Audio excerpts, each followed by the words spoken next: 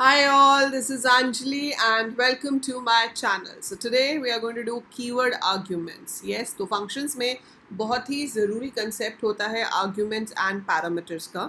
जैसे कि मैंने आपको बताया था कि आप 3 तरह के arguments पे काम करोगे, that is positional arguments जो हम already देख चुके हैं. Now we have keyword arguments और इसके बाद हम करेंगे default parameters या default arguments भी आप उन्हें कह सकते हो, right?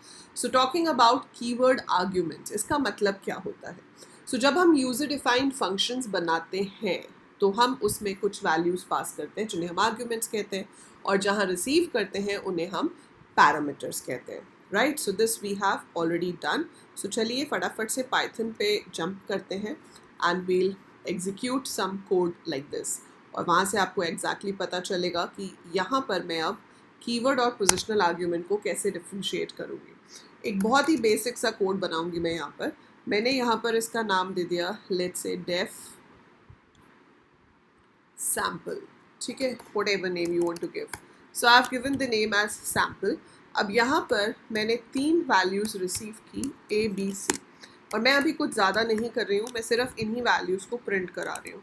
So I am printing the value of a separated by some space, then B separated by some space and then C. तो मैंने टैब दे दिया बीच में and I've printed the value of A, B, C. ठीक है, अब हम क्या करेंगे, इस फंक्शन को कॉल करेंगे. तो अगर आप इस फंक्शन में 2 नंबर्स पास करते हो या 1 पास करते हो या 3 से ज़्यादा पास करते हो तो एरर आएगा. ये हम पहले डिस्कस कर चुके हैं राइट. एग्जैक्टली 3 पास करेंगे then this is going to work. So I am passing exactly 3. मैं इसको रन करती हूँ तो मेरे पास आंसर आ जाएगा 12, 30, 60. अगर मैं आपको दिखाऊं तो मैंने क्या पास किया है, मैंने यही पास किया था 12, 30, 60 and it is printing it in the same order. अगर आपने कहीं इसमें 2 पास किए होते या 3 से ज़्यादा पास किए होते तो एरर आ जाता. हम ऐसा नहीं कर सकते थे. ये है पोजिशनल आर्ग्यूमेंट की डेफिनेशन. तो जो भी वैल्यूज़ आप यहाँ पर दे रहे हैं, फर्स्ट वाली वैल्यू फर्स्ट पैरामीटर में जाती है. सो ये 12 जो है ये ए में जाएगा, जो 30 है वो बी में जाएगा, जो 60 है वो सी में जाएगा. ठीक है, सो 12 goes to A, 30 goes to B, 60 goes to C. That is how the values will be assigned as per their position. अब मैं नहीं चाहती कि ऐसा हो. मैं चाहती हूँ कि somehow मुझे B की वैल्यू पहले देनी है, A की वैल्यू बाद में देनी है और जो तीसरी वैल्यू है वो C में चली जाए. सो मैंने क्या लिखा, B is equal to 12, A is equal to 30 और फिर यहाँ पे लिख दिया 60. अब मैं इसको रन करती हूँ. ठीक है, तो वो क्या कह रहा है, positional argument follows keyword argument. तो यहाँ पर ये रूल है कि आपको अगर ये आर्ग्यूमेंट्स देने हैं, if you want to give these arguments, तो ये पीछे होने चाहिए, आगे नहीं हो सकते. मतलब ये जो पोजिशनल वैल्यू है, जो नॉर्मल वैल्यू है, ये कभी भी राइट साइड पे नहीं आएगी. So you can not give it on the right hand side. अगर आपने दिया तो एरर आ जाएगा. अगर मैं ऐसे लिखती हूँ तो देखें क्या होगा, यहाँ पर भी आपके पास एरर आ जाएगा. अभी एरर क्यों दे रहा है, क्योंकि वो 60 जा रहा है ए के लिए. ठीक है, और फिर आप दोबारा से ए के लिए वैल्यू दे रहे हो तो दो वैल्यूज़ तो ए के लिए नहीं जा सकती ना. तो हमने जब इसको लिखा है, so this 60 as per position goes in A. B को हमने 12 दे दिया और ए के लिए फिर से वैल्यू दे दी. तो भाई ये तो पॉसिबल नहीं है. तो थोड़ा और चेंज करके देखते हैं. Let it be like this. मैंने 60, C is equal to 12, B is equal to 30 दे दिया. अब आप रन करो, अब कोई एरर नहीं आएगा. 60 जाएगा A में, 30 जो कि आपने पुट किया था B में. कैसे, ऐसे लिखा मैंने उसको तीसरी पोजीशन पे है, लेकिन मैंने वहाँ पे लिखा है B इज़ इक्वल टू 30, तो 30 यहाँ सेकेंड पोजीशन पे आ गया. C में 12 लिखा था तो वो यहाँ पर आ गया. ठीक है, आप इसको ऑल टुगेदर चेंज भी कर सकते हो. You can make it A और आप इसको B कर सकते हो. तो आप तीनों को भी असाइन कर सकते हो वैल्यूज़. तो B इज़ इक्वल टू 60, मतलब आप कह रहे हो कि ये जो है ये B में जाए, ये जो है ये C में जाए, ये जो है ये A में जाए. तो इसके लिए ज़रूरी है कि मुझे ये वाले नाम पता हो.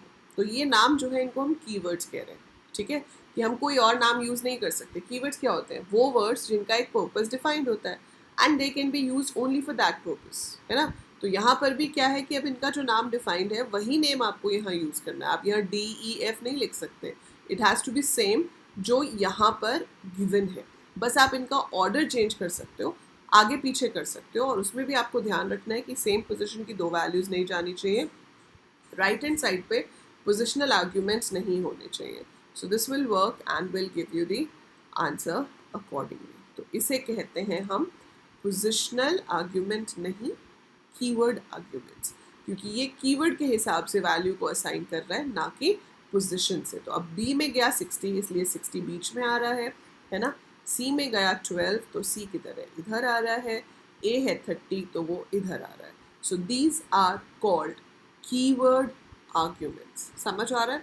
बहुत रेयर यूज़ होता है इसका. जब मैं एज अ प्रोग्रामर खुद से प्रोग्राम बनाती हूँ तो इट डिपेंड्स कि मुझे इसकी ज़रूरत पड़ेगी या नहीं पड़ेगी, लेकिन आपको एग्जाम में इसके ऊपर बेस्ड 1 या 2 मार्क का क्वेश्चन ज़रूर आ सकता है, जिसमें आपको कुछ ऐसा कोड दिया होगा और पूछ लेंगे कि इसका आउटपुट क्या है, या पूछ सकते हैं कि बताओ इसमें कोई एरर आएगा या नहीं आएगा. So that form of question can be asked. तो आपको हमेशा याद रखना है कि पीछे कभी ऐसे नहीं छोड़ेंगे. We will not leave a positional argument at the end like this.